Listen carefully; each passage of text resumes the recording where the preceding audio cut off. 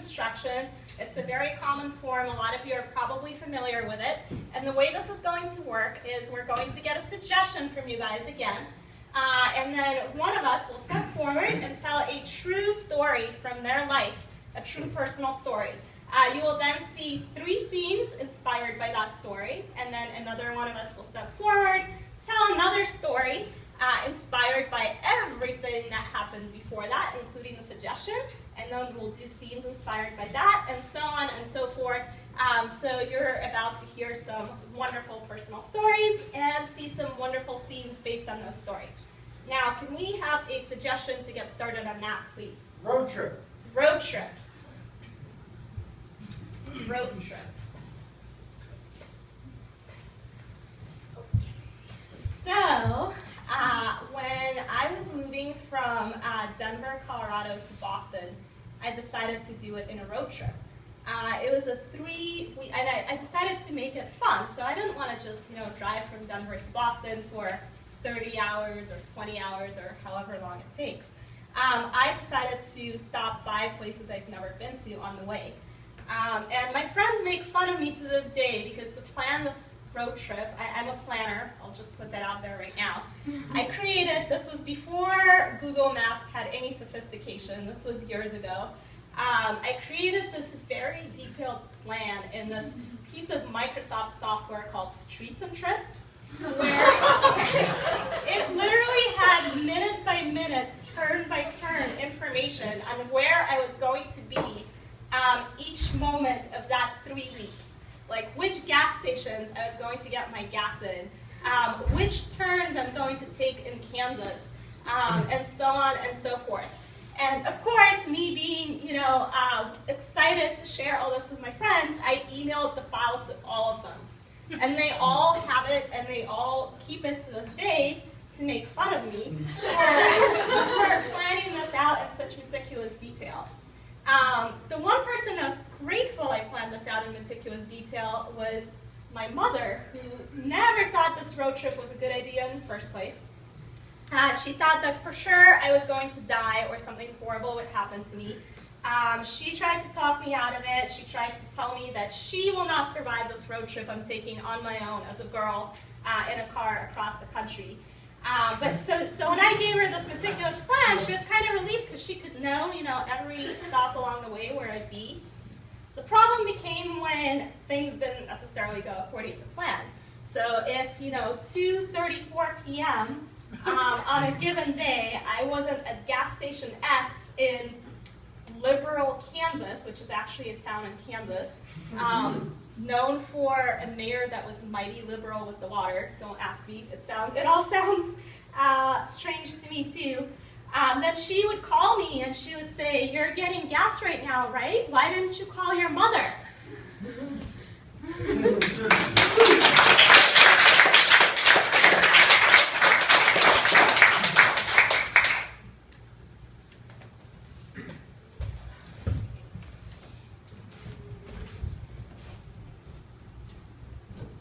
Like you're typing a lot.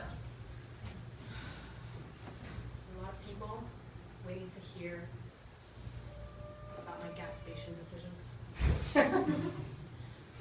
No, I've been waiting to hear about your gas station decisions. Why can't you just talk to me?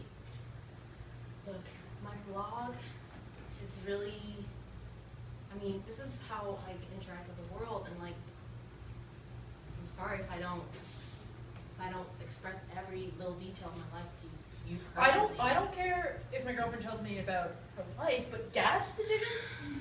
That's important. That's like real sharing stuff. I got regular yesterday. Regular. You know how this relationship makes me feel? Regular. Oh, I'm sorry. I lose you.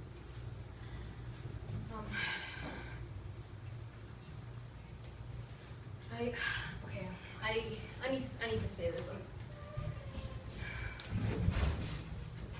The regular gas thing, Yeah? that's when me and my last boyfriend broke up. It's I really want to go ultra. That's a big decision. I think,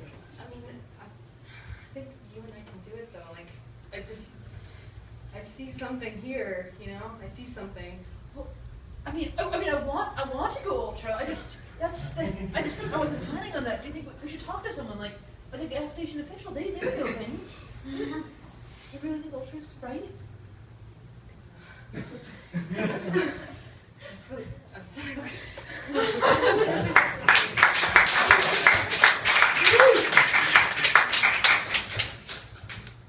All right, Timmy, I know you've been wanting to do the sleepover at your friend's house for a while now. Yes. I've looked over your 27-page dossier report here. I don't think it's a good idea still. But I've graphed out all possible problems, and when I can call you, like in between milk and cookies, call Daddy. No, you said before milk and cookies and after milk and cookies, but not between milk and cookies. So I don't feel like you've thought this What if enough. What if Joe's mom calls you while she's giving us milk and cookies? So my mouth's gonna be like, oh no, yeah. So now you're bringing her into this equation. You're not responsible enough to. I'm very responsible. See, I put 27 pages. I requested 40. I mean, you don't even do my requests anymore. You know, you're. God, I hate having a teacher for a father. Jesus, you're so unreasonable. I'm only 7. When I was 7, I was producing 50-page, handwritten. Yeah, and you were writing them while you were walking through the snow for 4 miles Exactly. to school, uphill. Both ways, exactly. I can go uphill both ways. I'm 7 and I know that's not possible. Oh, it sure is possible. Back in my hometown, you don't know about that. Okay, maybe I'm being a little too hard on you, but let me see what we got here. If I write like a 10-page addendum, then can I call? Well, your bibliography is a little out of order here. So I'm 7, I know what addendum means. Isn't that good enough for you, Daddy? Okay, that might be good enough for you.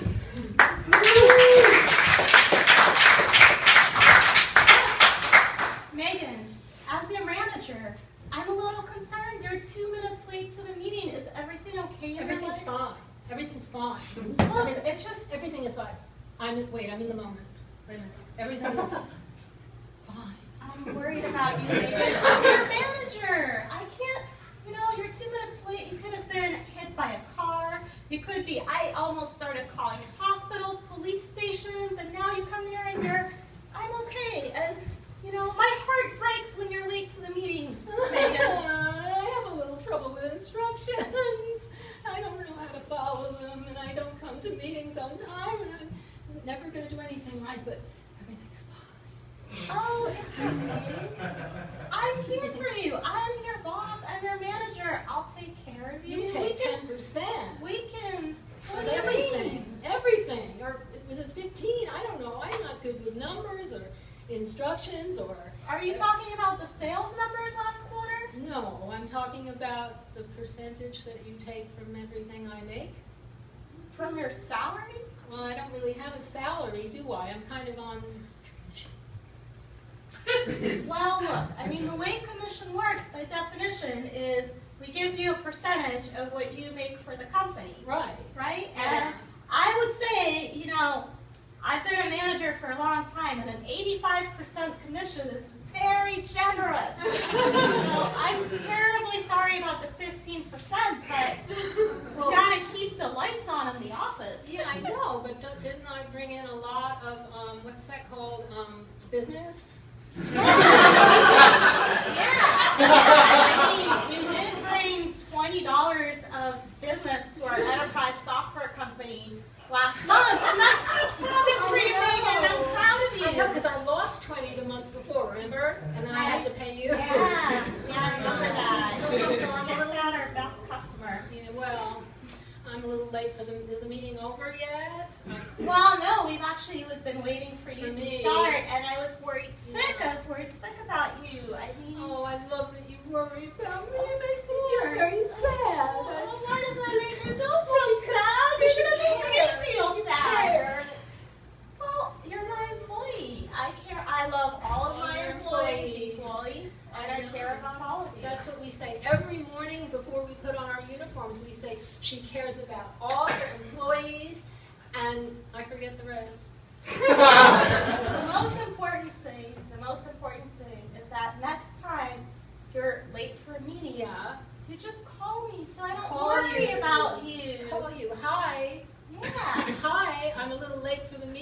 I got hit by a car. Don't say that. Don't say that. That would be, yeah, that would make me worry more. Unless it's true. Right? If it were true, that would break my heart, Megan. I would have to jump under a car and kill myself. And now I'm going to make you kill yourself. Wait, you weren't actually hit by a car, were Not you? yet. Okay, good. Phew. Thank goodness.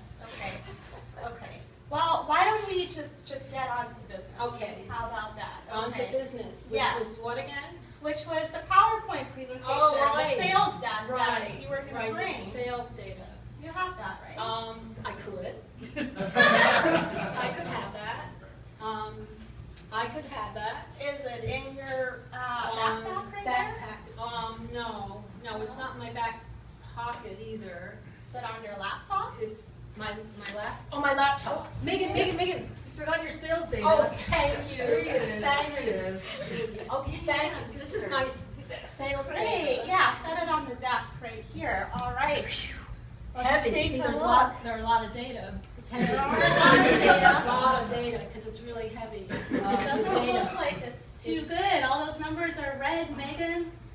They should. Megan, look. They should be what color? Green. Positive.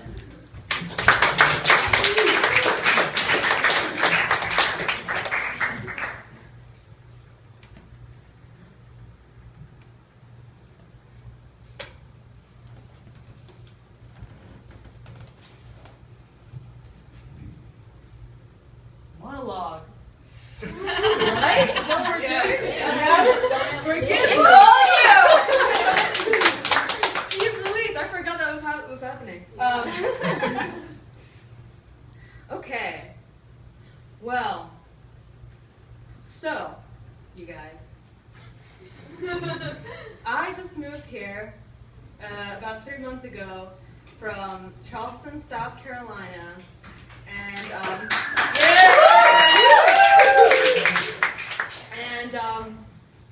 one thing I really miss about Charleston is that, I was just talking about this, that you go to Starbucks and you order your latte, and then you'll talk to Joe. You'll be like, so Joe, so where are you from?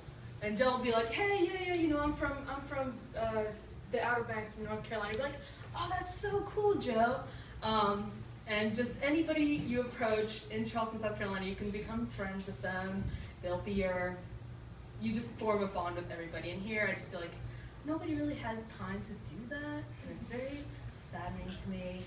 I feel like I'm developing kind of a bitterness towards all human beings.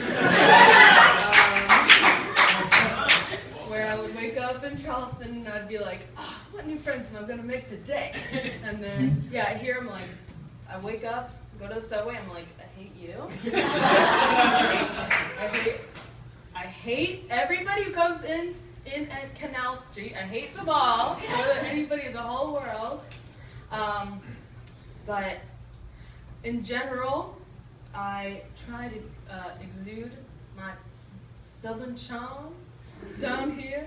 Try to put y'all into my everyday vocabulary. Try to get it to be a little bit more like how it was when I was at home.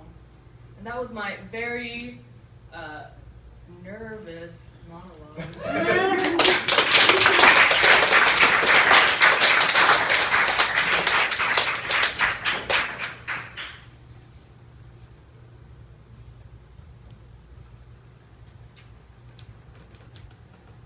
See anybody here from my hometown?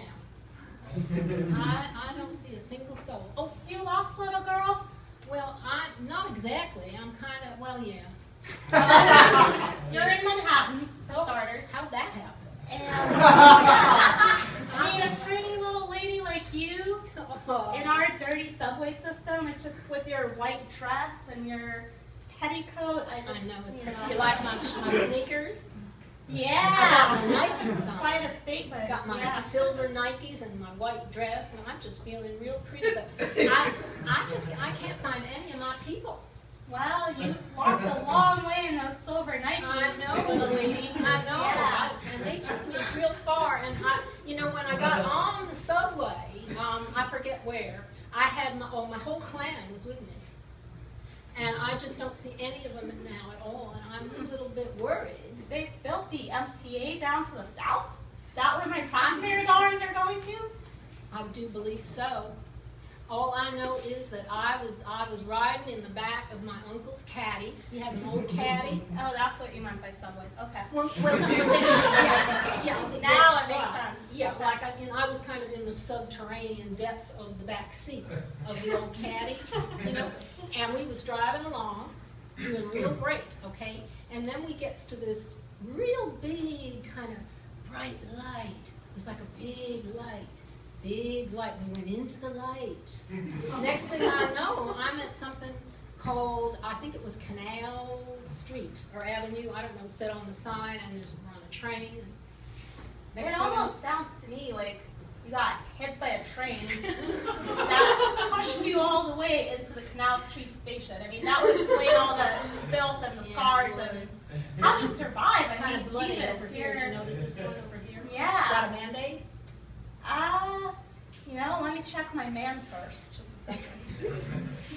Yeah, I carry Band-Aids around. Would you like to put it on for me? Oh, I'll put a Band-Aid on you anytime, little lady. Thank you. I'm 12. Yeah. And I'm a pedophile.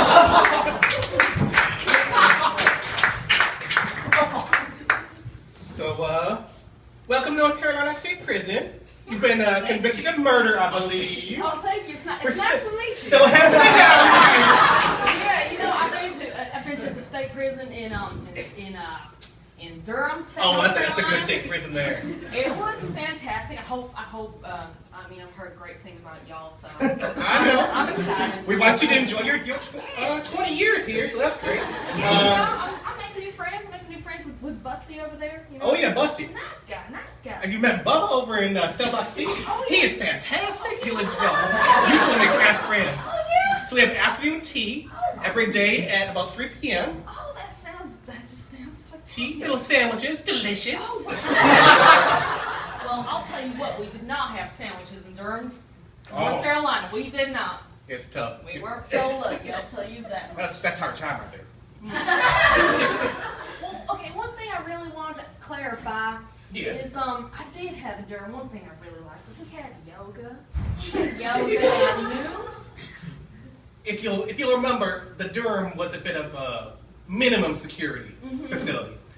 This is more of a maximum security facility. You know, murderers and rapists and whatnot. Yeah, So me and Bubba. yeah. So we can't really justify having yoga. I see where you're coming from. We have Pilates here. Pilates. I've never done Pilates before. Oh, it's right against the core? Fantastic. I can tell. You look great. And Bubba. Oh. Look at those. Look at those abs. Everyone loves Look at Bubba's those abs here. abs. There's a- Look at those abs. I mean, you can hardly tell he's been, eating prison food for all these years. He's just like cut to the core. I know. Cut I to the know. core. I mean, that's one thing I really want. I want to be cut. Now that I'm here, I want to get fit. Being cut in prison should not be a problem.